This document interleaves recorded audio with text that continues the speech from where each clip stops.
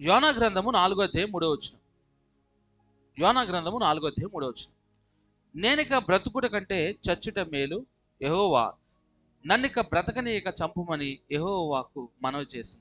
యోనా గారు చేసిన ప్రార్థన ఇది. యోనా గారు చేస్తున్న ప్రార్థన ఏమని చేశాడంటే, ఈయన నేను బ్రతుకుట కంటే చచ్చుట మేలు, నన్నిక బ్రతకనీయక చంపమని దేవునికి మొరపెట్టి ప్రార్థన చేస్తున్నాడు. ఈ ప్రార్థన మంచి ప్రార్థన అంటే సరైన ప్రార్థన కాదు.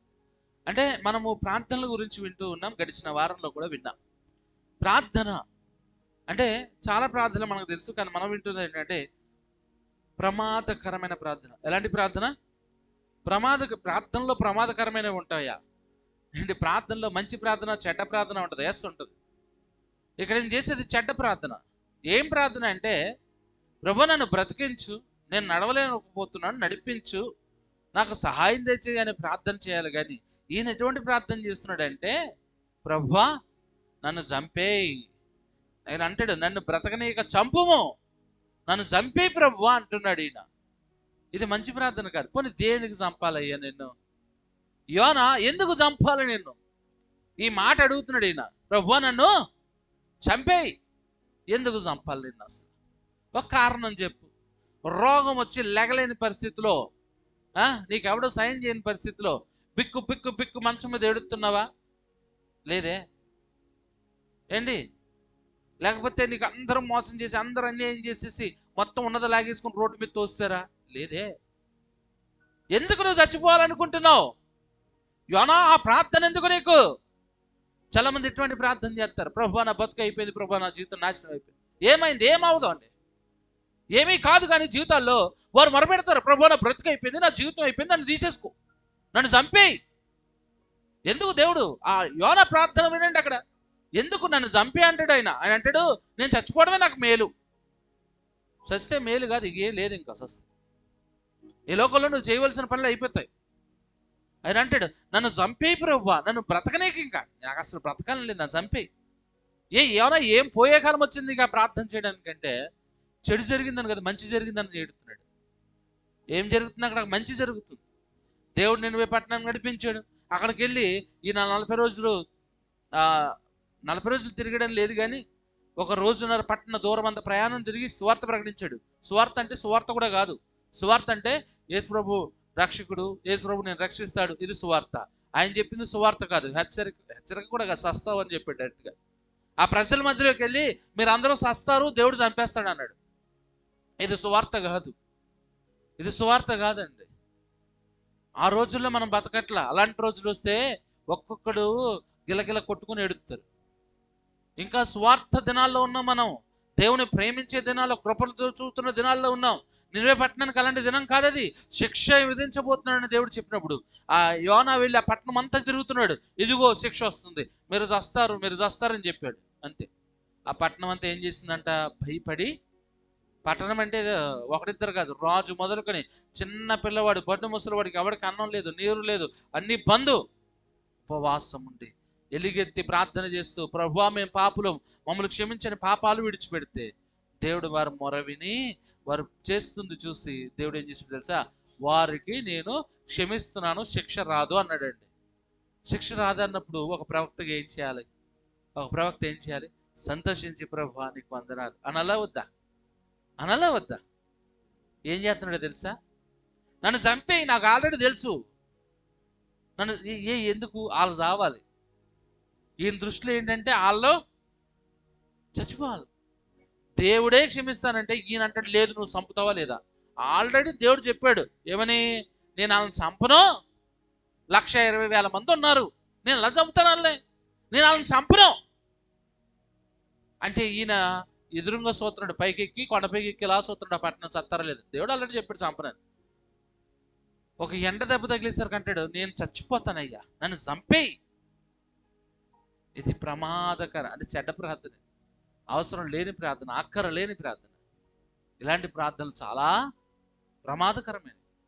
మన జీవితంలో ఇలాంటి ప్రార్థనలు చేస్తున్నామో మనం, ఇవి చాలా ప్రమాదకరమైన ప్రార్థన. గడిచిన దినాల్లో చూసాం, అబ్రహాం చేసిన ప్రార్థన అది సర్దుకుపోయే ప్రార్థన. అబ్రహాముకు దేవుడు అంటాడు, అయ్యా నేను నీకు ఇస్సాకుని ఇస్తాను, నేను చేసిన వాగ్దానం చేసిన కుమారుడిని ఇస్తానంటే ఈయన అంటాడు, దేవా నీ వల్ల అవదేమో, నేను సర్దుకుపోతాను. ఇస్మాయిల్ ఆల్రెడీ పుట్టాడు కదా, వాడితో నేను సర్దుకుపోతాను అంటాడు. సర్దుకుపోయే ప్రార్థన చాలా ప్రమాదకరం. ఎలా జరిగింది, ఏం జరిగింది అనేది గడిచిన దినాల్లో విన్నా. తర్వాత దేవుని చిత్తము కానీ లోతు చేశాడు. దేవుని చిత్తం పర్వతాల్లోకి వెళ్ళడం, ఈయన చిత్తం ఏమో పక్కనున్న గ్రామాల్లోకి వెళ్ళడం. హల్లెలూయా. రెండు ప్రార్థనలు విన్నావు, రెండు ప్రార్థనలు ప్రమాదకరమైనవే. అంటే నీ జీవితంలో నువ్వు దేవుని చిత్తం కానీ ప్రార్థన చేసావు అనుకో, ప్రార్థన చేసి పొందుకున్నావు అనుకో, నాకు ఇదే కావాలి ఇదే కావాలి ఇదే కావాలని పొందుకున్నావు అనుకో, దానివల్ల నీకే ప్రమాదం. దేవుడు నీ కోసం శ్రేష్టమైన దేవుడానికి సిద్ధంగా ఉంటాడు.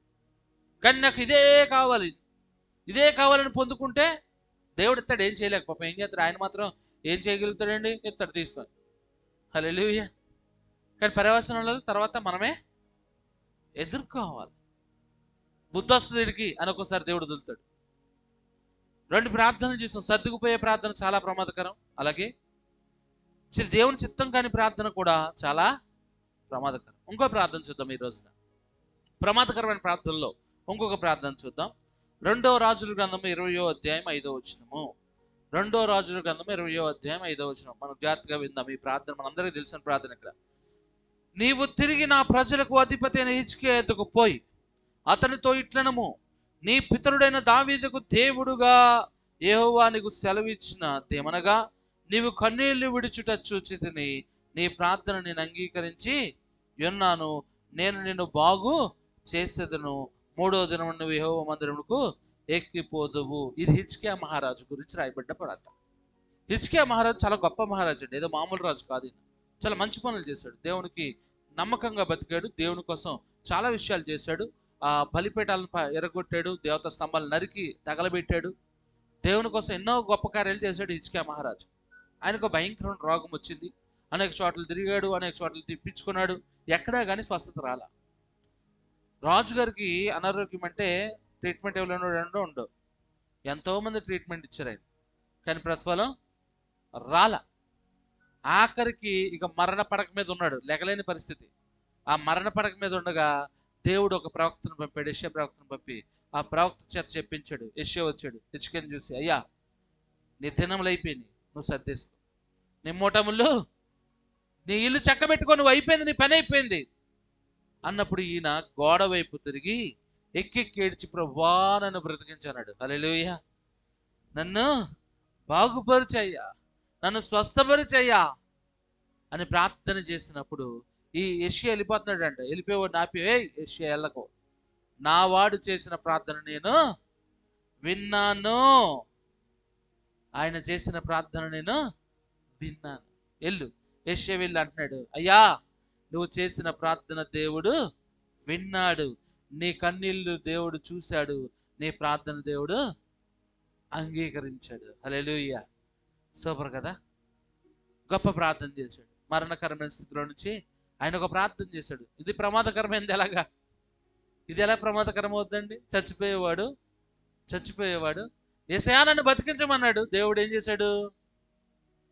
అప్పుడు వరకు చాలా గొప్ప బతుకు బతికాడు, అప్పుడు వరకు చాలా మంచి బతుకు బతికాడు. ఏమన్నాడు? నన్ను బతికించు అంటే దేవుడు 15 సంవత్సరాలు ఆయుష్ ఇచ్చాడు. 3వ దినాన్ని లేచి మందిరానికి వెళ్ళిపోయి దేవుని సన్నిధిలో మోకరించాడు. సంతోషం. హల్లెలూయా. ఇక్కడ మనం చాలాసార్లు చెప్పుకున్న గొప్ప ప్రార్థన ఉంది. ఇక్కడ అనారోగ్యంలో అదే మరణకరమైన పరిస్థితి, చచ్చిపోవాల్సినోడే, అలాంటి చచ్చిపోయిన వ్యక్తి ప్రార్థన చేయగా దేవుడు ఆ వ్యక్తిని బతికించాడా లేదా? చెప్పాడు, బతికించాడా లేదా? బతికించాడు. కానీ ఇది ప్రమాదకరమైన ప్రార్థన ఎలా అయింది? ఇది చాలా గొప్ప ప్రార్థనే, ఇది చాలా మంచి ప్రార్థనే. నేనంటాను ఇది అవసరం లేని ప్రార్థన. ఏం ప్రార్థన ఇది? అవసరం లేని ప్రార్థన. ఇది అవసరం లేని ప్రార్థన ఏంటి పాస్టర్ గారు? ఇది అసలు అవసరమైన ప్రార్థన కదా. ఏంటి? చచ్చిపోయే స్థితిలో ఉన్నప్పుడు ఆయన బతికించబడ్డాడు. ఇది అవసరమైన ప్రార్థన. ఇది అవసరం లేని ప్రార్థన ఎందుకంటే మన జీవితాల్లో మనకు తెలియదండి ఏది అవసరమో ఏది. అప్పటి వరకు తన పరుగును బ్రహ్మాండంగా పరిగెట్టాడు, తన పరుగును కడముట్టించాల్సిన సమయం వచ్చింది. దేవుడు చెప్పాడు, అయ్యా నీ టైం అయిపోయింది, నువ్వు వెళ్ళిపోవాలి, నీ టైం అయిపోయింది, నువ్వు అయిపోయింది, ఇల్లు చక్కబెట్టుకో. లేదయ్యా నేను ఇంకా బతుకుతా, లేదయ్యా నేను ఇంకా బతుకుతా, లేదయ్యా నేను ఇంకా బతుకుతా అంటే దేవుడు ఏమన్నాడు? సరే బతకరవై అన్నాడు. 15 సంవత్సరాలు ఇచ్చాడు ఆయుష్. హల్లెలూయా. మరి ఇచ్చిన తర్వాత ఈయన ఏం చేయాలి? దేవుడు బతికించాడు, ఇప్పుడు ఏం చేయాలి? ఈయన దేవునికి కృతజ్ఞతాస్తుతులు చెల్లించాలి వద్దా? చెల్లించాలి. ఎవడు కనబడ్డ ఏం చెప్పాలి? ఒరే నేను చచ్చిపోయేవాడిని రా, ప్రార్థన చెప్తే నా ప్రార్థన దేవుడు విన్నాడు, ఇది చెప్పాలా వద్దా? ఎవడొచ్చినా ఎవడ కనబడ్డ ఏం చెప్పాలి? ఈయన నా దేవుడు నన్ను బతికించాడు, నా దేవుడు నాకు బతికించాడు అని చెప్పాల్సినాడు. అత్త ఏం చెప్తున్నాడో తెలుసా? ఈయన అనారోగ్యంతో ఉన్నాడని బబులోను రాజుకు వర్తమానం వెళ్ళింది, బలదిక్పుద్వాను. ఆ రాజు తన పరివారంతో వచ్చాడు, ఆ మంత్రివర్గంతో పంపించాడు. వారు వచ్చి ఆ రాజు, ఆ పనివారము, ఆ మంత్రులు అందరూ వచ్చారంట. ఎవరిని చూడడానికి? ఇజ్రాయెల్ రాజు అయినా హిజ్కియాని చూడడానికి బబులోను రాజు వారు పంపాడు. వారు కానుకలు, గిఫ్ట్లు పట్టుకొచ్చారు, స్వీట్ బాక్సులు పట్టుకొచ్చారు. అయ్యా ఇగో తీసుకో, ఎలా ఉన్నావు ఏంటంటే ఏం చెప్పాలి మనడు? ఆ బబులోను దేశం వరకు ఏం చెప్పాలి? నా దేవుడు, నువ్వు చచ్చిపోతాను అనుకున్నావేమో, నా దేవుడు నన్ను బతికించాడని చెప్పాలా వద్దా? అయ్యగారు ఏం చేశాడు తెలుసా? తీసుకుని వెళ్ళి వాళ్ళ రాజ్యంలో ఏంటి వాళ్ళ రాజ్యంలో ఏంటి, ఇళ్లలో ఏంటి, ఎక్కడ బంగారం, ఎక్కడ ఆయుధాలు, ఎక్కడ వజ్రాలు, ఎక్కడ ముత్యాలు అన్నీ చూపించాడంట. ఎవడికి? అవతల దేశపోడికి. అవతల దేశోడికి అన్నీ చూస్తాడు, ఊరుకుంటాడా? చెప్పండి, ఊరుకుంటాడా? ఊరుకోడు. ఆడికి ఉన్నవన్నీ లేనివన్నీ మొత్తం తిప్పి తిప్పి తిప్పి తిప్పి చూపించాడంట. ఇగో ఇది ఉంది, ఇదిగో ఇది ఉంది, ఇదిగో ఇది ఉందా నా దగ్గర, నేనంత గొప్పోడిని అని చెప్పుకుంటున్నాడు. ఏం చెప్పుకుంటున్నాడు ఈయన? దేవుడి చూపిన దయలో నేను బతికాను అంటలేదు. నా చూడు, నా సొమ్ములు చూడు, నా పట్టు చీరలు చూడు అని కొంతమంది అంటూ ఉంటారు, నా బంగారం చూడు, ఇవి చూడు నాకు ఎన్ని ఉన్నాయో, నేను ఎంత గొప్ప ఉన్నా చూడండి, నా ఆయుధశాలలు చూడండి, నా బంగారం వజ్ర వైడూర్యాలు చూడండి, కారాగారాలు చూడండి అని మొత్తం చూపించాడంట. మొత్తం చూపించినప్పుడు వాళ్ళు సంతోషంగా ఇంటికి వెళ్ళిపోయినప్పుడు దేవుడు పిలిచాడు, హిజ్కియా ఏం చేసావు నాయనా? హిజ్కియా ఏం చేసావు? ఆ ప్రభు వాళ్ళంతా మొత్తం చూపించారు. మొత్తం చూపించావా? అయితే దేవుడు చెప్పాడు ఏమంటే, ఆ అధ్యాయంలో కంటిన్యూషన్గా చదివితే ఏముంటాయి? 2 రాజుల గ్రంథం 20:18 మరియు నీ గర్భమందు పుట్టిన నీ పుత్ర సంతానము బబులోను రాజు నగరనందు నపంసులుగా చేయుటకై వారు తీసుకొని పోవుదురు. మొత్తం వారు వస్తారు, బబులోను రాజు వారు వస్తారు, నీ రాజ్యాన్ని నాశనం చేస్తారు, నీ వారందరినీ తీసుకుపోతారు, రాజ్యంలో ఉన్న అందరినీ తీసుకుపోతారు బందీలుగా, నీ పిల్లల్ని సైతం తీసుకుపోయి వారిని నపంసుకులుగా మార్చేస్తారు, మొత్తాన్ని తీసుకుపోతారు, నీకు సంతానం లేదు, ఆగిపోతే జాగ్రత్త. హిజ్కియా చేసిన తప్ప కాదు ఇది. వాళ్ళందరూ చెరలోకి వెళ్ళిపోవడానికి కారణం ఏంటి తెలుసా? వారందరూ దోచుకోబడ్డానికి కారణం ఏంటి తెలుసా? ఇశ్రాయేలు జనాంగం అంతా నాశనం అయిపోవడానికి గల కారణం ఏంటి తెలుసా? హిజ్కియా బతుకుండడమే. హిజ్కియా సత్తే ఏమీలే. హిజ్కియా సత్తే బబులోను రాజు ఏం చేస్తాడు? అయ్యో రాజు చచ్చిపోయాడు రా, వాళ్ళ కొడుకు రాజు చేయడు రా అంటాడు. ఇప్పుడు ఏం చేశాడు? హిజ్కియా చచ్చిపోయిన తర్వాత బబులోను రాజులు వచ్చారు, మొత్తం తీసుకుపోయారండి. ఎవరు చేసిన తప్పు ఇది? హిజ్కియా. అందుకే ఇది అవసరం లేని బతుకు, అవసరం లేని ప్రార్థన. అది అవసరమైన ప్రార్థన వేరుంటుంది. ఇది అవసరం లేదు. ఆయన దేవుడు అనుకున్నాడు ఇక పిలుచుకుందాం, మన టైం అయిపోయింది ఇక్కడికంటే, ఇక లేదు నేను ఇంకా బతుకుతా ఇంకా బతుకుతా ఇంకా బతుకుతా అనుకుని ఏం చేసుకున్నాడు? భయంకరమైన శోధనని ఇశ్రాయేలు జనాంగంలోకి రప్పించి ఇశ్రాయేలు అందరూ చెరపెట్టుకోవడం కారణం ఈయనే. ఏం చేసిన తప్పే. హల్లెలూయా. అవసరం లేని ప్రార్థన. చాలాసార్లు మన అవసరం లేని ప్రార్థన చాలా చేస్తుంటాం మన జీవితాల్లో, మన కుటుంబాల్లో, మన పరిస్థితుల్లో. ఈ అవసరం లేని ప్రార్థనలు చాలా చేస్తూ ఉంటాం. అంటే ప్రార్థన చేయడం మనకు అలవాటే, కానీ అవసరం లేని ప్రార్థన మాత్రం మనకి, నీకు అవసరం లేదు అని దేవుడు చెప్పాక ఇంకా ప్రార్థన చేయనే, నాకు కావాలని ఏడిస్తే ఏడిచినట్టే ఉంటుంది.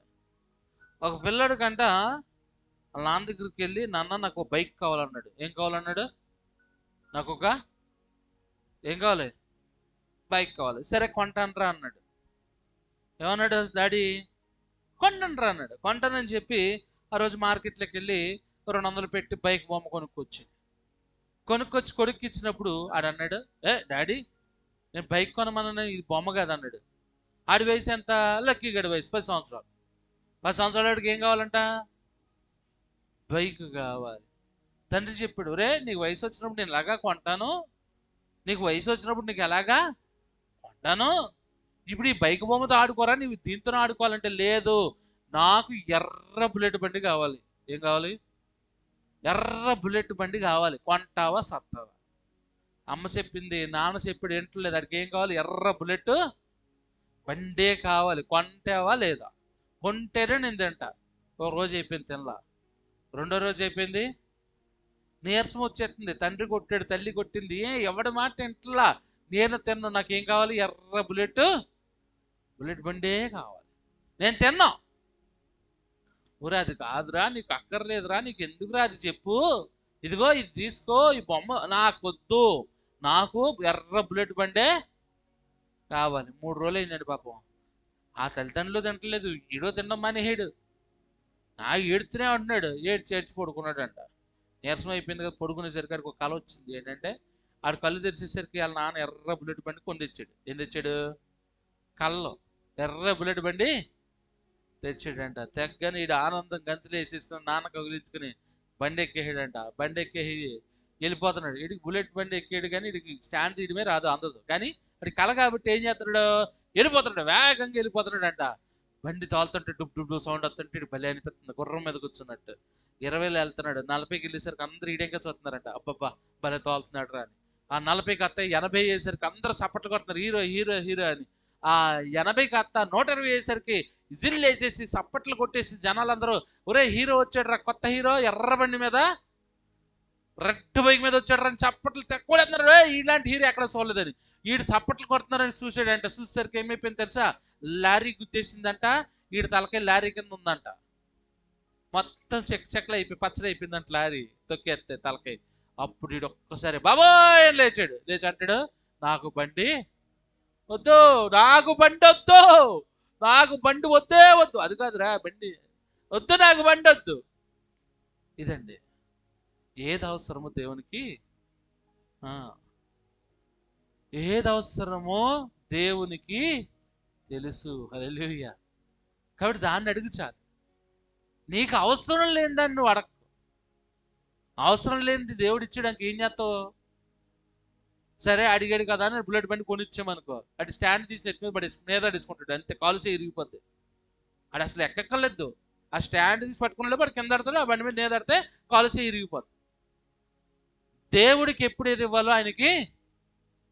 ఈ లోకపు తండ్రులు నిన్ను చేపను అడిగితే పామునిస్తారా?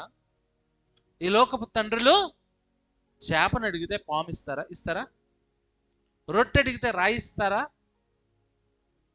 ఈ లోక తండ్రులు? మన తండ్రులు, నాన్న నాకు ఆకలేస్తుంది, రొట్టె పెట్టవంటే రాయి ఇస్తారా? ఎవరుగా? నీ తండ్రి అలా చేసినప్పుడు పరలోకపు తండ్రి నేను ఇంకెంత చేయగలను? నీకు ఏది అవసరం అది నేను ఖచ్చితంగా ఇస్తా. కానీ అవసరం లేని మాత్రం అడిగితే అది ప్రమాదాన్నే మనం కొని. హిజ్కియాకి బతకాల్సిన అవసరం లేదు. అదేంటి పాస్టర్ గారు లోకంలో బతకలేదు? ఆయన వల్ల ప్రమాదమే జరిగింది, మంచి జరగల. ఆయన వల్ల ఇశ్రాయేలు జనాంగంలో ఎంత వేల మంది చచ్చారు, ఎన్ని వేల మంది చచ్చిపోయారో ఈ ఒక్కడి వల్ల. అవసరం లేని ప్రార్థన మన జీవితాల్లో కొన్నిసార్లు అవసరం లేని ప్రార్థనలు చేయనే. అవసరం లేని ప్రార్థనలు అంటే ఎలా ఉంటుందంటే, కంపెనీలో సెలవు ఎవరు? కంపెనీలో ఏమెవరు? సెలవు ఎవరు? ఎందుకంటే ఆ పనిలో నువ్వు నిలబడ్డావు, నువ్వు ఆ రోజు డ్యూటీ మానేస్తే ఆ పని ఎవడో చేయడు. కొన్ని డ్యూటీస్ ఉంటాయి అలాంటి. అక్కడ నీకు సెలవు ఎవరు? పరిస్థితి ఏదో వచ్చింది. ఇప్పుడు ప్రార్థన ఏం చేస్తావు తెలుసా? ప్రభు నాకు వారం రోజులు సెలవు కావాలి. వారం రోజులు, మరి వారం రోజులు కంపెనీ వాడు ఏం చేయాలి? నీ పోస్ట్ ఎవరికి ఇవ్వాలి? కొన్ని ప్రార్థనలు ఉన్నాయి అవసరం లేని ప్రార్థనలు. కొన్ని ఉంటాయండి అవసరం లేని. దేవుడు మెడిసిన్ ఇచ్చాడు, నీకు సమస్య వచ్చింది, అనారోగ్యం వచ్చింది, దేవుడు మెడిసిన్ తయారు చేసి ఇచ్చాడు ఆలోచన జ్ఞానం చేత. నేను మెడిసిన్ వేసుకోను, ప్రభు నాకు తగ్గించు. నేను ముట్టుకోను, నాకు తగ్గించు. ఇది అవసరం లేని. అదేంటి పాస్టర్ గారు, కొంతమంది ఉంటుంటారండి, నేను మెడిసిన్ వాడను, నేను నా నోట్లో ట్యాబ్లెట్ కూడా వేసుకోను, ఇప్పుడు వరకు కూడా ఒక గొప్పగా చెప్తారు. ఇప్పుడు వరకు నేను ఒక ట్యాబ్లెట్ వేసుకోకుండా ఏం చేస్తావు నువ్వు? ఏసయ్యా తగ్గించు, ఏసయ్యా తగ్గించు, ఏసయ్యా తగ్గించు. నాకు తెలిసిన ఒక దైవజనుడు ఉన్న దానియేలు ధర్మ అని, ఆయన చాలా మంచి కుర్రాడు, చాలా మంచి వ్యక్తి. నేను చూసిన మంచోళ్ళు ఒక మంచోడు. ప్రవచన వరం ఉంది. ఆయన నన్ను ఏదో చూసేవాడు, నాలో చూసి నాతో ఎక్కువ మాట్లాడాడు బైబిల్ కాలేజీలో. చాలా మంచి వ్యక్తి, ఎవరితో గొడవడేవాడు కదా, ఆడి పని ఆయన చేసుకుని చాలా మంచిగా మాట్లాడేవాడు. భక్తి చాలా ఎక్కువ, తల్లిదండ్రులు లేరు, చాలా భక్తి ఎక్కువ. సేవకి వెళ్ళాడు. సేవకి వెళ్ళిన తర్వాత పాస్టర్ గారు ఏం చేశాడు, ఒక పిల్లనిచ్చి వివాహం చేశాడు. వాళ్ళకు ఒక పాప పుట్టింది. బాగానే జరిగింది జీవితం, బాగానే ఉంది. కడుపులో నొప్పి వస్తుంది. ఈయన బాగా విశ్వాసం ఎక్కువ కాబట్టి ఏం చేస్తున్నాడు, ప్రార్థన చేస్తున్నాడు, తప్పలే. ఒకరోజు చేశాడు, 2 రోజులు చేశాడు, 3 రోజులు చేశాడు, అది తగ్గట్లేదు, పెరుగుతుంది. ఇంకా ఏం చేస్తున్నాడు, ఉపవాసం ఇంకా ప్రార్థన చేస్తున్నాడు, తగ్గాలి నాయన, తగ్గాలి నాయన.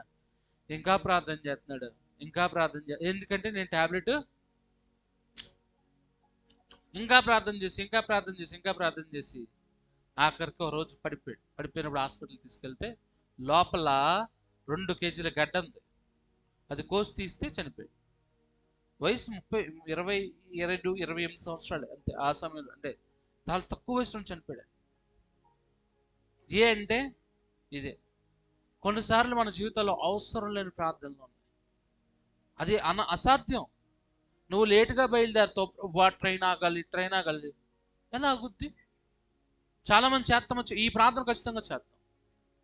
బయలుదేరేది లేటుగా ట్రైన్ ఆగాలి ప్రభు అంటే, ఆ ట్రైన్ ఆగితే ఏమొద్దో తెలుసా, వెనకాల ట్రైన్ వచ్చి ఇన్ని గుర్తేస్తారు, మొత్తం 1000 మంది చచ్చిపోతారు. మనకు తెలియక ట్రైన్ ఆగాలి ప్రభు అని ట్రైన్ ఆగింది అనుకో, వెనకాల వచ్చి ట్రైన్ ఆగుద్దా? ఏ టైంకి అది నడవాలి అంతే. అవసరం లేని ప్రార్థనలు చేయదు. నీలో తప్పెట్టుకునే అవసరం లేని ప్రార్థనలు ఎప్పుడు చాలా ప్రమాదకరం అండి అది. ఎందుకంటే కొన్ని ప్రార్థనలు ఈ హిజ్కియా తనకు తెలియకుండా చేసిన ప్రార్థన వల్ల కొన్ని 1000 మంది చచ్చిపోయారు, కొన్ని లక్షల మంది మగ్గిపోయారు. ఆ లక్షల మంది చెరసాల్లో వేయబడ్డారు. సొంత పిల్లలు, వంశం అంతా లేకుండా అంతరించిపోయేలా జరిగింది అక్కడ. హల్లెలూయా. ఇక్కడ గమనిస్తున్నాం, అవసరం లేని ప్రార్థనలు మన జీవితాల్లో చాలా చేస్తున్నామండి. అవి మనము అనవసరంగా అలాంటివి చాలా ఉన్నాయి మన జీవితాలు. ఇందా ట్రైన్ లాంటివే చాలా విషయాలు ఉన్నాయి. నీకోసం ప్రతిదాన్ని ఆగిపోవాలని ప్రార్థన చేస్తావు, నీకోసం ప్రతిదీ జరిగిపోవాలని ప్రార్థన చేస్తావు. అందరికీ ఎలా జరగాలి అలాగే జరగాలని ప్రార్థించి తప్పులేదు, అదే అవసరమైన ప్రార్థన. నీ ఒక్కడి కోసం ఇలా జరిగిపోవాలని మాత్రం దేన్ని ప్రార్థన చేయి. ప్రభు నీ పొద్దున్న డ్యూటీకి వెళ్ళకూడదు, చప్పుళ్ళుగా కురిసేయాలి. అలే కొన్నిసార్లు అనవసరమైన ప్రార్థనలోనే మనం కొట్టుమిట్టాడుతున్నప్పుడు ఏమవుద్దో తెలుసా, మనం పొందుకోవాల్సిన దానికన్నా వేరేది పొందుకొని దానివల్ల అవస్థలు పడతాం. ఇలా ఒక ప్రేమను మనం గమనించవచ్చు. చర్చిలకు వస్తూ ఉంటారు, వాళ్ళు కూడా ప్రేమలో పడుతూ ఉంటారు. యవ్వన కాల ప్రేమ, అబ్బాయి అమ్మాయి ప్రేమించుకోవడం చాలా మందిని చూస్తుంటాం మనం. ఈ ప్రేమించుకున్న తర్వాత అబ్బాయి ఏం ప్రార్థన చేస్తాడు, అమ్మాయి ఏం ప్రార్థన చేస్తాడు, వాళ్ళ ప్రార్థన ఒకటే. ఏంటి ఆ ప్రార్థన? మా ఇంట్లో వాళ్ళు ఒప్పుకోవాలి. ఏం చేయాలి? మా ఇంట్లో వాళ్ళు ఒప్పుకోవాలి. వీళ్ళు చేసే ప్రార్థన 24 గంటల్లో దాదాపు ఎప్పుడు ప్రార్థన మోకరించినా వీళ్ళ ప్రార్థన ఒకటే. ఏంటి? మా ఇంట్లో ఒప్పుకోవాలి, మాకు పెళ్ళి అవ్వాలి. దేవుని చిత్తం వేరు, దేవుడి ఆలోచనలు వేరు. నీకు నువ్వుగా ప్రణాళిక కాదు. నీకోసం తండ్రిని దేవుడు అన్ని లవ్ మ్యారేజ్లు ఎలా ఉంటాయని కాదు, దాదాపు 99 ఇలాగే ఉంటాయి. మోసగించబడ్డం, మోసపోవడం. ఏమంటే దేవా నాకు పెళ్లి చేయి, దేవుడు నాకు పెళ్లి చేయి అంటే ఎస్ చేస్తాడు. ఎప్పుడో తెలుసా, నువ్వు నీ కాళ్ళ మీద నువ్వు నిలబడి, నీ తల్లిదండ్రులు నువ్వు పోషించే స్థితిలో ఉండి, అమ్మాయి అయినా అబ్బాయి అయినా నువ్వు వాళ్ళ మీద ఆధారపడకుండా బతుకుతున్నప్పుడు, అప్పుడు నీకు ఫ్రీ విల్ ఉంది, ఫ్రీ స్వేచ్ఛ ఉంది. నువ్వు వాళ్ళ కిందే బతుకుతున్నంత కాలము, వాళ్ళ దగ్గరే బతుకుతున్నంత కాలము ఆ స్వేచ్ఛ లేదు. మన భారం అంతా వాళ్ళదే. కానీ ఎప్పుడైతే నీ కాళ్ళ మీద ఒక వయసు వచ్చి నీ కాళ్ళ మీద నువ్వు బతుకుతున్నప్పుడు ప్రేమించమని అర్థం కాదు, కానీ అప్పుడు ప్రేమించిన ఒక అర్థం ఎప్పుడుందంటే, నీ కాళ్ళ మీద నువ్వు జీవిస్తూ నీ తల్లిదండ్రుల్ని నువ్వే పోషిస్తున్న సమయంలో ప్రేమించేయండి అని కాదు ఇక్కడ అర్థం. అప్పుడు ప్రేమించిన ఒక అర్థం, అబ్బాయికి అమ్మాయికి ఒక అర్థము, వాళ్ళకు ఒక బాధ్యత, ఒక పరిస్థితి ఇద్దరికీ తెలుస్తుంది, ఒక జ్ఞానం ఉంటుంది వాళ్ళకి. వాళ్ళు ప్రార్థన చేస్తే దేవుడు ఖచ్చితంగా వింటాడు, కార్యం చేస్తాడు. 16 రావు, 17 రావు, నాకు పెళ్లి కావాలి, నాకు పెళ్లి కావాలి, నాకు పెళ్లి కావాలి. తిండి తినే వాళ్ళ తల్లిదండ్రులు పెట్టేదే, తిండి ఇచ్చేదంతా తల్లిదండ్రులు పెట్టేదే. ఈ లోకం అలాగుందండి. నాకు కావాలి, నాకు కావాలి, నాకు కావాలని పెళ్లి అవసరం లేని ప్రార్థనలు చేసుకుని ఏమైపోతున్నారు? ఒకరొకరు మోసగించబడుతున్నారు. సరే పెళ్ళి అయింది అనుకో, ఏమవుతుంది పరిస్థితులు? పెడాకులు అయిపోతున్నాయి, గొడవలు అయిపోతున్నాయి, ఇబ్బందులు వచ్చేస్తున్నాయి, భయంకరమైన శ్రమలు వస్తున్నాయి, ఒకరినొకరు చంపుకుంటున్నారు. హల్లెలూయా. అవసరం లేని ప్రార్థన వద్దండి. నీ వివాహ విషయంలో నీ తల్లిదండ్రులు ప్రార్థన చేస్తారు. నీ వివాహ విషయంలో మన తల్లిదండ్రులు ప్రార్థన నువ్వు చేసుకోవచ్చు, తప్పలేదు. కానీ నాకు ఆల కావాలి, నాకు ఈల కావాలి వద్దండి. అలాంటి ప్రార్థనలు మన జీవితంలో అవసరం లేని ప్రార్థనలు మనకు వద్దండి. అవసరమైన ప్రార్థనలు చాలా ఉన్నాయి, చేద్దాం. ఎప్పటి వరకు మనం చూసుకున్నాం, హిజ్కియా చేసిన ప్రార్థన అవసరం లేని ప్రార్థన. నాకు అవసరం, నాకు అవసరం అన్నాడు. ఏమైంది? ఏమైపోయింది? ఇశ్రాయేలు జనాంగం అంతా బబులోను రాజు చేతి కింద బానిసలైపోయారు. తర్వాత విషయం చూద్దాం. అపోస్తుల కార్యములు 19వ అధ్యాయం 14-16 వచనాలు చూద్దాం.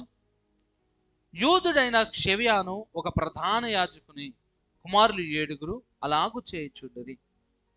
ఇక్కడ యూదుడైన షెవ్యాను అనే ఒక ప్రధాన యాజకుడికి 7 కుమారులు అంట. ఎంతమంది? మన 7 కుమారులు అనగానే మనకు కథ గుర్తొస్తుంది. ఏం కథ? 7 కుమారులు అనగానే ఒక కథ వస్తుంది. ఏం కథ? రాజుగారికి 7 కుమారులు. అలాగే ఇక్కడ ఒక ప్రధాన యాజకుడికి 7 కుమారులు ఉన్నారు. షెవ్యాను అనే యాజకుడి యూదుడు, ఆయనకి 7 కుమారులు ఉన్నారు. 7 కుమారులు, రాజుగారు 7 కుమారులు ఏం చేశారు? ఏటకెళ్ళి 7 చేపలు ఎందుకు తెస్తారు? చెరువులోకి వెళ్తే వల ఎత్తే 7 చేపలు తెస్తారు. ఏటకెళ్తే జింకనో కుందేళ్ళను తెస్తారు అండి. అదేదో నాకు అర్థం కాదు. ఎప్పుడు ఏటకెళ్ళారండి? ఏ వేట? సరే, చేపల వేట అనే కన్నా ఎక్కువగా మనకి ఏం వేట గుర్తొస్తుంది? జంతు వేట గుర్తొస్తుంది. సరే, 7 చేపలు తెచ్చారు. మరి ఈ బాబులు ఏం చేస్తున్నారంటే, వీళ్ళు కష్టపడి యేసుప్రభుని నమ్ముకోలే. వీళ్ళు ఎవరు యేసుప్రభుని నమ్ముకోలే. కానీ ఈ 7 మేము ప్రవక్తలమని చెప్పి దయ్యం పట్టినోడికి, భూతాలు పట్టినోడికి యేసునామములో ప్రార్థన చేస్తున్నారు. ఏం చేస్తున్నారు? వీళ్ళ బతుకుల్లో యేసుప్రభుని నమ్ముకోలేదు. ఈ 7 యేసుప్రభుని నమ్మలా. యేసుప్రభు రక్షకుడు, యేసుప్రభువును కాపాడాడు, రక్తాన్ని పెట్టి ఏం నమ్మలా. వాళ్ళు ఎవడో శాతం చూసారు, వీళ్ళు మొదలెట్టారు. 7 ఏం చేస్తున్నారు? వీళ్ళు యేసునామములో పో అంటే దయ్యాలు పోతున్నాయి, విడుదల వస్తున్నాయి, స్వస్థతలు కలుగుతున్నాయి. కలగట్లేదు, కలుగుతున్నాయి. ఇక్కడ యేసునామములో బోర్డు ఎట్టారు. ఇక్కడ స్వస్థతలు జరుగుతాయి, అద్భుతాలు జరుగుతాయి, ఆశ్చర్యకార్యాలు జరుగుతాయి. 21 రోజు వస్తే ఇది జరుగుద్ది, 7 రోజులు వస్తే అది జరుగుద్ది. చాలా బోర్డులు, స్వస్థతలు వస్తాయి. జనాలు కూడా అలా ఎగబడి వెళ్తున్నారంట. జనాలు కూడా అక్కడ ఎగబడి వెళ్తుంటే, ఇంతకుముందే శిష్యులు ఒకసారి అడిగారు, ఏసైని ఒకసారి అడిగారు. ఏసై ఉండగానే, అయ్యా ఒక్కొక్కడు నువ్వెవడో తెలియదు కానీ నీ పేరు ఉపయోగించి ఏ చేస్తున్నారంటే వాళ్ళని ఆపాలా అంటే, ఆడి దారిని వదిలేదంటారు అన్నాడు ఏసై. అలా తయారైన బ్యాచ్ ఈ బ్యాచ్. ఏసైని నమ్మకుండానే యేసునామములో ప్రార్థన చేసి దయ్యాలు వదలగొడుతున్నారు. చాలామంది దైవజనులు ఉన్నారు ఇలాగలగా. అందుకే చెప్తుంది ఈ వాక్యం. ఈ రోజులో చాలా మంది దైవజనులు అలాగే ఉన్నారు. అలా యేసయ్యను నమ్మలేదంటే వాక్యాన్ని సరిగ్గా చదవరు, వాక్యాన్ని సరిగ్గా అవగాహనలో తీసుకురారు అండి. అద్భుతాలు యేసునామములో జరుగుతాయి, జరగవంటలా. ఒకడు అరటిపండ్లు పంచుతాడు, గర్భఫలం రావాలంటే ఏం పంచుతాడండి ఒక ఆయన? బైబిల్లో ఎక్కడన్నా ఉందా? వాక్యం ఎక్కడన్నా ఉందా? హన్నా గర్భఫలాన్ని దేవుడు ఎలా తెచ్చాడు? ప్రార్థన ద్వారా. ఎలిజబెత్ ముసలావిడ అయిపోయింది, ఆమె గర్భఫలాన్ని ఎలా తెచ్చాడు? ప్రార్థన ద్వారా. అబ్రాహాము, సారా వారి గర్భఫలాన్ని ఎలా దేవుడు తెచ్చాడు? ప్రార్థన ద్వారా. అట్టుపళ్ళు పంచుకోలేదు దేవుడు. ప్రార్థించు, ప్రార్థించు, ప్రార్థించు, నమ్మకం కలిగి ఉండు. ఏం చేస్తాడు దేవుడు? గర్భఫలాన్ని ఇస్తాడు. అక్కడ అట్టుపళ్ళు తింటే బాగుంటుంది. ఇంకోడు ఉన్నాడు, అన్నయ్య గారని భీమవరంలో అనుకుంటా. వాడు తమలపాకులు ఉంటాయి, తమలపాకులు నడుచుకుని వెళ్తాడు. ఆ తమలపాకులు తింటే ఏమవుతుంది? పాస్టర్ గారే అయినా, మామూలు అయిన కాదు. ఆయన పుట్టినరోజు జాతర చేస్తారు, ఊరంతా జాతర చేస్తారు. ఆయన నెట్టుకుని తిప్పుతారు భుజాల మీద వేసి. వాక్యం చదివితే వాక్యం ఉంటే ఏంటి, యేసయ్యని పరిపూర్ణంగా నమ్మితే ఇలాంటి కోతే అసలు ఎవడో ఆయన కూర్చోబెట్టి ఇంటి పాలు పోతుంటే కింద గారుతుంటే పట్టుకుని తాగుతారు. పాస్టరీనా ఎవరు? పాస్టర్ అండి. చాలా మందిని చూస్తున్నాం ఈ రోజున మోసాల వైపు వెళ్ళదు. వారు ఇలాంటి మోసగారే. అంత పెద్ద పాస్టర్ గారులు ఉన్నారు కదా, పాస్టర్ గారు మీరు ఎలా అంటారంటే వాళ్ళ దగ్గర వాక్యం లేదండి. వాక్యం ఉంటే అలాంటి పిచ్చి పిచ్చి అసలు చేయరు. పౌలు చేయలే, పేతురు చేయలే, ఆదిమ సంఘంలో ఉన్న వారు చేయలే. యేసన్న గారు లాంటి గొప్ప గొప్ప దైవజనులు లాంటి పనులు. యేసన్న గారు ఎంత స్వస్థవరం కలిగిన వారు, ఎంత గొప్పవారు ఉన్నారు. ఎలాంటి పచ్చి పనులు చేయలే. నాకు తెలిసిన చాలామంది దైవజనులు ఉన్నారు, ఇలాంటి పెద్ద పెద్ద పాస్టర్ గారులు ఉన్నారు. పీటర్ గారు అని మా మా బైబిల్ కాలేజ్ ఫౌండర్ ఉన్నారు ఒక ఆయన మాట్లాడుతుంటే వాక్యం చెప్తుంటే పావురాలు వచ్చి ఆయన చేతుల మీద వాలేది. చాలా ఫోటోలు ఉన్నాయి అలాంటివి. అంటే ఎంత గొప్ప దైవజనుడు అంటే అసలు ఆయన నుంచున్నాడు అంటే అసలు గొప్ప గొప్ప అద్భుతాలు జరిగిపోయాయి. ఏ రోజు పొరపాటును కూడా ఒక్క ప్రవచనం ఎవరికి చెప్పడు ఆయన నుంచి నేను చాలా ఇన్స్పైర్ అయ్యాను. ఎందుకంటే ప్రవచనాలు చెప్పకుండా ఆయన ఇంత అద్భుత కార్యాలు జరిగినా ఆయన స్టేజ్ 100 మందికి పైన స్వస్థత చెప్పడానికి వస్తూనే ఉంటారు. ఇది జరిగింది నా జీవితంలో, ఇది జరిగింది, అక్కడికక్కడే వెంటనే ఎంత అద్భుతాలు చేస్తాడు ఆయన. కానీ దేన్ని పట్టించుకోడు. ఒక్క ప్రవచనం కూడా ఎవరికి చెప్పడు. ఇన్ని అద్భుతాలు జరుగుతాయి. ఎవరిని నెత్తిమే చేయటి పడేయడు ఆయన. ఎవరిని కూడా పడేయడు. దెయ్యం పడితేనే పడతారు వాళ్ళు. మామూలుగా వచ్చిన ఎవరిని పడేయడు ఆయన. అంటే అలాంటి గొప్ప గొప్ప దైవజనులు మేము చూస్తూ వచ్చినప్పుడు వాక్యానికి ప్రాధాన్యత మనము ఇవ్వాలి. వాక్యం లేకపోతే ఇలాగ తగలాడదు. వీళ్ళు ఏం చేస్తున్నారు, ఏసునామములో దయ్యాలు పోతున్నాయి. ఏసునామములో వదిలికొడితే ఏమవుతున్నాయి, పోతున్నాయి కదా అని వీళ్ళు పెద్ద మీటింగ్ ఎట్టి, పెద్ద సభలు ఎట్టి, ఏంటి ఎక్కడున్నా మేము వస్తాం, ఎక్కడున్నా సరే మేము. నేను ఈ ఆంధ్ర సైడ్, ఈ అరకు సైడ్, ఇటు సైడ్ వెళ్తున్నప్పుడు భూత వైద్యం చేయబడును. ఏం చేస్తారంట, భూత వైద్యం. అది పేరట్టిగా ఉంటుంది, పేరు బోట్లు ఉంటాయి. భూత వైద్యం చేయబడును అంటాడు. అంటే భూత వైద్యం అంటే భూతం పట్టినోడికి వదిలించరంట. ఇక్కడ గమనిస్తే వీళ్ళు దయ్యం పట్టిన వాళ్ళకి వదిలిస్తున్నారంట. ఒక రోజులాగా ఉండదుగా, ఏంటి రోజు ఒకలాగా ఉండదుగా. ఇక్కడ వీళ్ళు చేసే ప్రార్థన పేరు కోసం ప్రార్థన. దేనికోసం ప్రార్థన? పేరు కోసం, గొప్ప కోసం చేసే ప్రార్థన. వారు యేసయ్యను నమ్మకుండానే యేసునామములో ప్రార్థన చేస్తున్నారు, తప్పులేదు. కానీ వాళ్ళు చేస్తున్నది దేని కొరకు? వాళ్ళు ఎదిగి డబ్బులు సంపాదించుకోవడానికి, పేరు సంపాదించి డబ్బులు సంపాదించుకోవడం. హల్లెలూయా. పేరు సంపాదించి ఏం సంపాదించుకోవడం కోసం? డబ్బులు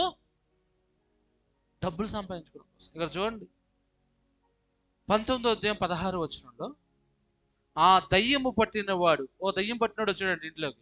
వీడు ప్రార్థన చేస్తాక 7 వెళ్ళారు. ఎంతమంది వెళ్ళారు? 7 వెళ్ళి ప్రార్థన చేయడానికి వెళ్ళినప్పుడు ఆ దయ్యం పట్టినవాడు ఎగిరి వారి మీద పడి వారిలో 2 లొంగ తీసుకెళ్చాను. అంచుచేత దిగంబరులై గాయము తగిలి ఆ ఇంటి నుండి పారిపోయారు. హల్లెలూయా. ఏమైందంట పరిస్థితి? బట్టలోడు తీసుకొట్టాడంట దయ్యం పట్టినాడు. ఏం చేశాడు? వాళ్ళని బట్టలోడు తీసుకొట్టి గాయాలు చేస్తే దిగంబరులే, బట్టలు లేకుండా పారిపోయారంట వాళ్ళు 7. 2 మాత్రం సెతకదనే హేడాడు దయ్యం పట్టినాడు. పేరు కోసం ప్రార్థన ఎప్పుడు చేయనే. గొప్పలకు పోయే ప్రార్థన ఇప్పుడు మనం మన విశ్వాసులుగా అయితే గొప్పలకు పోయే ప్రార్థన ఇప్పుడు మనం చేయకూడదు. ప్రభు నేను వచ్చేసాను, ప్రభు నా జీవితం ఎంత ఉందో దానికి సరిపడేంత నాకు కావాలి. నా బ్రతుకు ఇప్పుడు ఎంత ఉందో దానికి సరిపోయేంత కావాలి. బట్టలే కానీ, పరిస్థితే కానీ, తిండే కానీ, మన ఊర్లో చూపించే పెద్ద ఎలివేషన్సే కానీ, మన బ్రతుకు ఎంత ఉందో అంతే చూపించాలి. అంతకు మించి ఎక్కువ తప్పండి. అలా చేయకూడదు. పేరు కోసం పోకూడదు.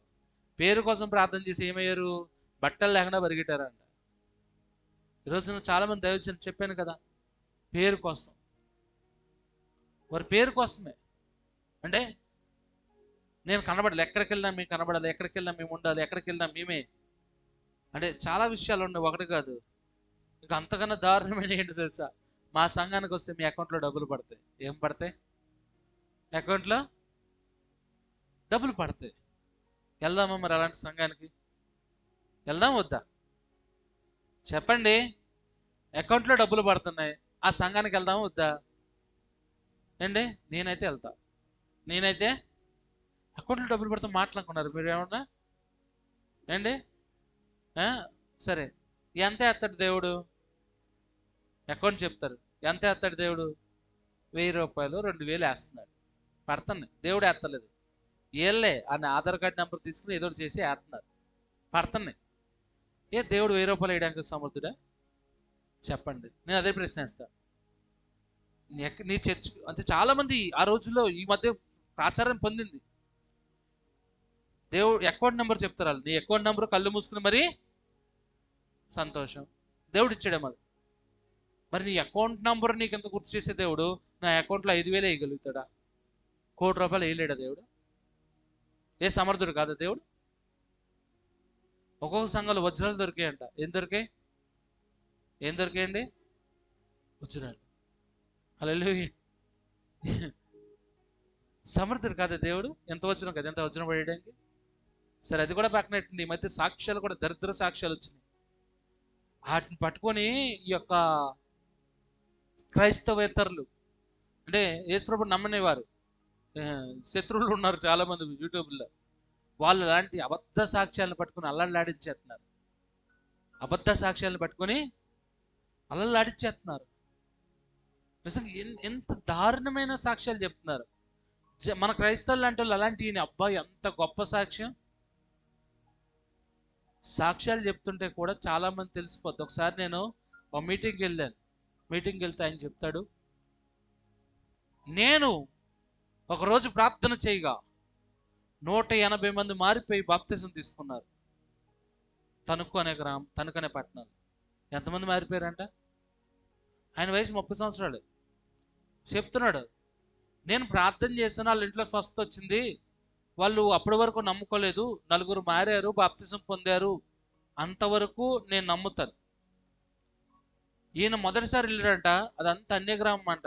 మళ్ళీ నమ్మినోళ్ళు కాదండోయ్, అన్యగ్రామం అంట. ఈయన మాట్లాడగా, వాక్యం చెప్పగా, ప్రార్థన చేయగా 180 మంది తర్వాత రోజే ఏం తీసుకున్నారు? బాప్తిజం. గోదావరిలో తీసుకున్నారు అన్నాడు. తణుక్కి గోదావరికి 30 కిలోమీటర్ల దూరం. తణుకులో గోదావరి లేదు. నాకా తెలుసు, నేను వెళ్తూ ఉంటాను ప్రాంతం అంతా. 180 మంది మారారంటే మామూలు విషయం. కానీ ఇప్పుడు ఇది ఏమనాలి? అబద్ధం అనాలా, నిజమనాలా? అబద్ధమా నిజమేది? ఎందుకోసం? చూసేవాడి కింద సప్పట్లు టక్కుడు ఎత్తనాడు.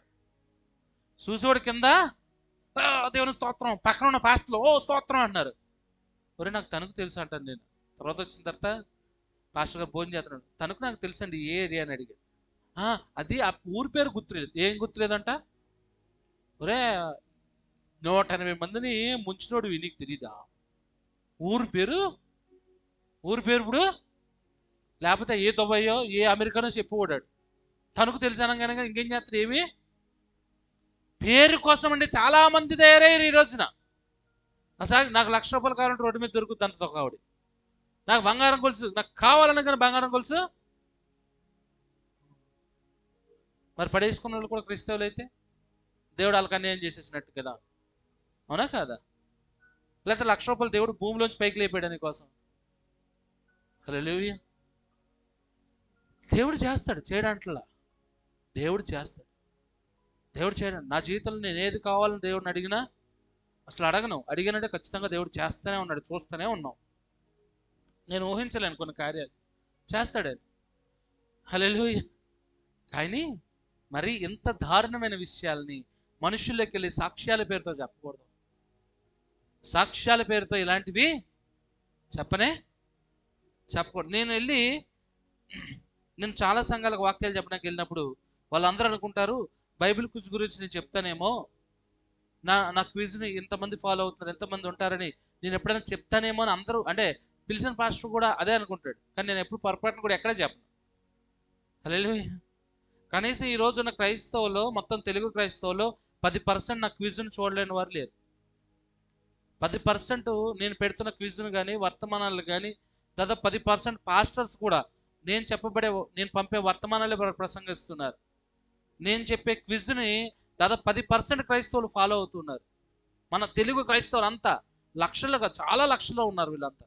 ఎక్కడ పొరపాటున కూడా నేను వెళ్ళి, ఎందుకంటే నమ్మరు, హల్లెలూయా, నమ్మరు. అది చెప్పామనుకోండి నమ్మరు, కానీ అది నిజం. ఏం చేస్తాం కానీ, ఎందుకంటే మనం పెద్ద సూట్లు బూట్లు, పెద్ద కార్లు, పెద్ద హంగామా బిల్డింగ్లు ఉంటే ఖచ్చితంగా ఒక్కోసారి కొంతమంది నేను చూసినప్పుడు, పాస్టర్ గారు మీరేంటి ఇలా ఉన్నారు, మరి నేను ఇంకెలా ఉండాలిరా?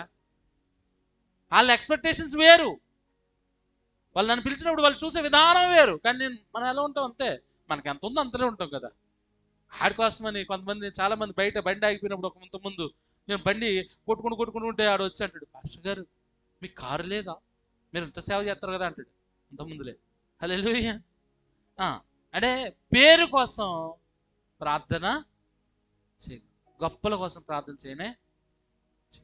దేవుడు నిన్ను దీవించాల్సి వచ్చినప్పుడు ఖచ్చితంగా నిన్ను లేవనెత్తు. ఈరోజు నువ్వు కలెక్టర్ అవ్వాలని ప్రార్థన చేయకు, నీ బిడ్డలు కలెక్టర్ అవ్వాలని, గొప్పల వాళ్ళని ప్రార్థించు. ఎందుకంటే దానికో స్థాయి ఉంది, దానికో పరిస్థితి ఉంది. ఈరోజు నువ్వు గొప్ప వాళ్ళు అవ్వాలంటే అవ్వలేవు, అయిపోయింది, నీ పరిస్థితి అయిపోయింది, నీ వయసు అయిపోయింది, ఇంకా నువ్వు ఎదగలేవు. కానీ నీ పిల్లలు గొప్పగా ఎదిగే భాగ్యం కూడా దేవుడి దృష్టిలో ఉందా లేదా? మనం మనం ఈ మనం ఈ లెవెల్కి వచ్చి ఆగిపోయాం, ఇంక ఎగరలేం. ఎవడో ఒకడు ఎగురుతాడు, మనం అంతా ఈ స్థాయిలో ఉండాల్సిన వాళ్ళమే, ఎగరలేము. మరి ఎలా? మన పిల్లలు ఎగురుతారు. హల్లెలూయా. వారిని క్రమశిక్షణలు దేవుళ్ళు పెంచగలిగితే దేవుడు మన పిల్లలు ఎదిగే అవకాశం ఉంది. పేరు కోసం అప్పుడు ప్రార్థన. ఇప్పుడు నీకేదో పేరు వచ్చాలని మాత్రం ప్రార్థన చేయదు, గొప్పలు పోద్దు. ఇంకా కొన్ని విషయాల్లోనే చూస్తే వచ్చే వారం చూద్దాం. ఈ విషయాల్లోనే ఈరోజు మనం విన్నాం, అవసరం లేని ప్రార్థన, పేరు కోసం చేసే ప్రార్థన, ఇవన్నీ భయంకరమైనవి, ఇవన్నీ కూడా ప్రమాదకరమైనవి. అవసరం లేని తెచ్చుకొని ఇంట్లో పెట్టుకుంటే దాన్ని చూసినప్పుడల్లా ఎడుతామా లేదా? అవసరం లేని తెచ్చుకుంటాం, కావాలని తెచ్చుకుంటాం. అదే అవసరం లేదు, ఇప్పుడు డబ్బులు దానికి కట్టాలి, ఎప్పుడు కన్నీళ్ళు వచ్చేస్తాయి కొంతమందికి. నేను ఎప్పుడో మైక్రోవన్ కొన్నానండి, నాకు ఎంతో ఆశ. మైక్రోవన్ దాదాపు 10 సంవత్సరాలు అయిపోయి ఉంటుంది మైక్రోవన్ కొనుక్కొని, కదా 10 అయింది. ఇంత ఉంటుంది, మాది పెద్ద మైక్రోవన్ కొన్నాను. ఎన్ని రకాలు, అందులో కోడిని వండేద్దాం, మేకను వండేద్దాం, అయ్యి అని చెప్పి కొనేసాను. 10 సంవత్సరాలు అయింది, 1 సంవత్సరం కాదు అది కొని, 10 సంవత్సరాలు అయింది. బర్గర్లు, పిజ్జాలు అన్నీ తయారు చేసుకుని తినేద్దాం కొన్నామండి. కొన్నకాంచులే ఓ 2-3 సార్లు వాడు ఉంటుంది. దాన్ని చూసినప్పుడల్లా అది బరువు, ఆ కింద తోస్తాం, కింద వస్తాం. అంతకుముందైతే పైన అటక మీద తోస్తాం.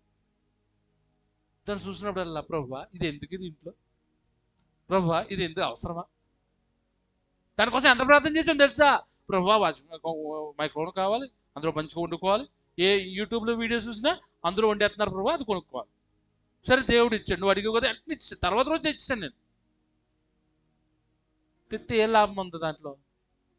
ఇప్పటికీ కూడా ఏమైనా వండాలనుకున్నప్పటికీ దాని ఎప్పుడు చూడను కూడా అవసరం లేదు, అది ఇంట్లో భారమైంది అది.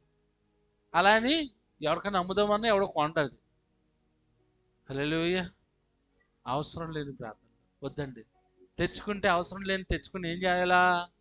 దాన్ని చూస్తూ బాధ రేచే ఇంట్లో ఉంది ఇది అన్న తప్ప ఇంకేం లేదు. అలాగే పేరు కోసం, గొప్పల కోసం నువ్వు ప్రార్థన చేసేవనుకో అండి, దేవుడు ఎదురు సాతానికి, దయ్యానికి అప్పగిస్తే ఎలా ఉంటుంది తెలుసా? అప్పుడు దాకా మంచి భూత వైద్యులు మేము అందరం వాళ్ళు గత్త బట్టలు తీసుకుని పరిగెట్టారు. ఇక్కడ పేరు కోసం ప్రార్థన, అవసరమైన ప్రార్థన చేయి. నీ బతుకు కొరకు నువ్వు ప్రార్థన చేయి, దేవుడు వింటాడు, కార్యములు చేస్తాడు. ఇలాంటి ప్రార్థనే దేవుడు మన నుంచి ఆశిస్తున్నాడు. ఇలాంటి ప్రార్థనలే దేవుడు మన జీవితాల్లో కోరుతున్నాడు. కాబట్టి ఆయన నామాన్ని గణపరుద్దాం, ఆయన నామాన్ని స్తుతిద్దాం. కొద్దిసేపు కళ్ళు మూసుకొని ప్రార్థన చేసుకుందాం. పరిశుద్ధుడా నీకు వందనాలయ్యా, గణుడమైన తండ్రి, మెండైన దేవా నీకు వందనాలయ్యా, నా బలమైన దుర్గమ, నా కొండ, నా కోట నీకు వందనాలు. వాక్యం ద్వారా మీరు మాతో మాట్లాడినందుకు వందనాలయ్యా. ఇకనైనా ప్రమాదకరమైన ప్రార్థనల్లో ఏదైనా సరే నాకు అవసరం లేని నేను అడుగుతున్నానేమో, నాకు సహాయం, నాకు ఆలోచన దయచే. నాకు అవసరమైంది నేను అడగాలి, నాకు అనవసరమైంది నాకు వద్దయ్యా. అది ఏదైనా నాకు అనవసరమైంది నాకు వద్దు. అలాగే పేరు కోసం, గొప్పల కోసం అటుపోవాలి, ఇటు చేయాలి, అటు చేయాలని ప్రార్థన చేస్తున్నాను, నాకు సహాయం దయచే. ప్రభు నన్ను బలపరిచి దీవించి ఆశించు. దేవా నీ వాక్కు వెలుగు చేత నన్ను మార్చి అవసరమైన ప్రార్థన తెచ్చి పేరు కోసం గొప్పల కోసం కాదు, నా బతుకు మారడం కోసం నేను ప్రార్థన చేసి భాగ్యం మాకు అనుగ్రహించి బలపరచు దీవించి ఆశ్రయించు. యేసు నామమున